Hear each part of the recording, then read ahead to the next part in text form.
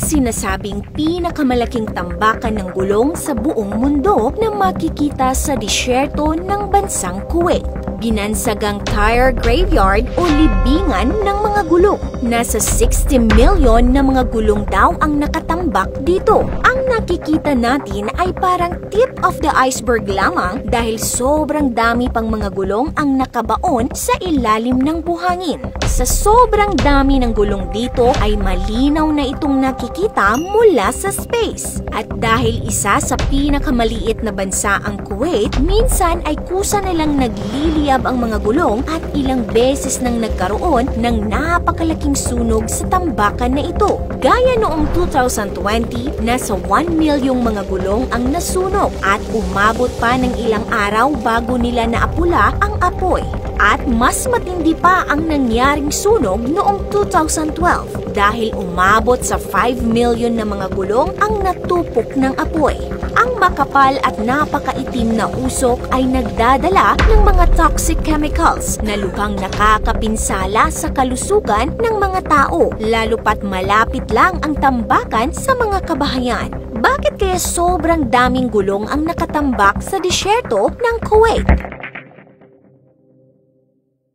Ayon sa Reuters, may mahigit 42 million daw na mga gulong ang nakatambak sa tire graveyard ng Kuwait na naipon sa loob ng halos 2 dekada. Ngunit ayon naman sa France 24 ay umaabot daw ng 60 milyong gulong ang nakatambak dito. Taon-taon naghuhukay sila ng malalaking butas sa disyerto para lang tabunan at lagyan ng mga gulong. Ang Kuwait ay may estimated population na 4.5 million at mayroong nasa 2.4 milyong sasakyan noong 2019. Hindi naman pala ganun kadaming sasakyan sa Kuwait para magkaroon sila ng ganito kadaming tambak ng mga lumang gulong. So saan nanggaling ang mga gulong na ito?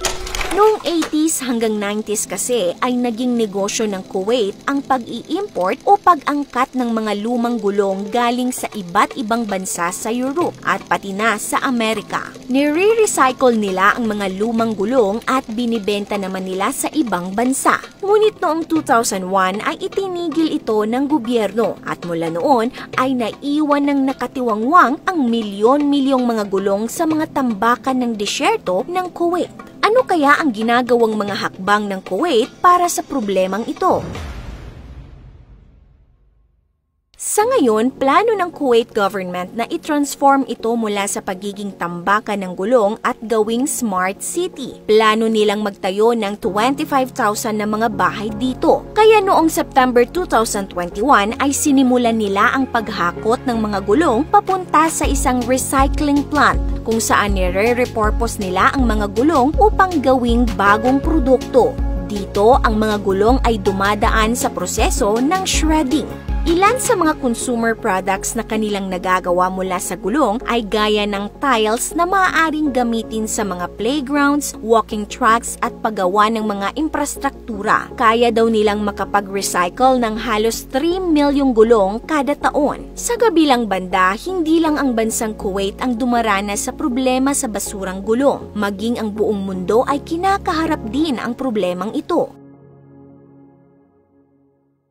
Ayon sa mga reports, mayroong mahigit 1 bilyong gulong ang umaabot ng end-of-life tire kada taon. End-of-life tire ang tawag kapag luma na ang isang gulong at kailangan ng palitan. Karamihan sa mga used tires ay tinatapon sa mga landfills. Umaabot ng 50 to 80 years o mas matagal pa bago mabulok o ma-decompose ang isang gulong. Kaya naman malaki ang negatibong epekto nito sa ating environment. Kabilang narito ang polusyon sa hangin at tubig, bakterya sa lupa, tirahan ng mga lamok na maaaring pagmulan ng dengue at sunog.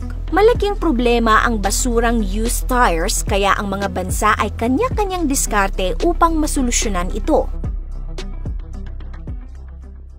Sa Eastern Turkey, ginagamit nila ang gulong upang makapag-produce ng kuryente. Araw-araw ay nagsusunog sila ng libo-libong gulong upang makapag-generate ng kuryente na nagsusupply sa halos 30,000 kabahayan. Sa India, ginagawa nila itong mga sandals. Dito sa atin sa Pilipinas, madalas ay naiipon lang din ang mga lumang gulong sa mga landfills. Madalas ginagamit lang ang mga lumang gulong sa mga rubber flower pots, mga pampublikong playgrounds at mga racetracks. Dahil sa aminin man natin o hindi pa handa ang Pilipinas para sa large-scale recycling. Pero may ilan tayong kababayan sa sobrang innovative ay nakagawa rin ng mga produkto mula sa gulong. Isa na rito ay ang Bakoko Bag na ginawa ng isang couple mula sa Taguig City bilang parte ng kanilang advokasya na mag-promote ng environmental awareness. Gamit ang inner tubes ng gulong ay ginawa nila itong eco-friendly at sustainable na bag.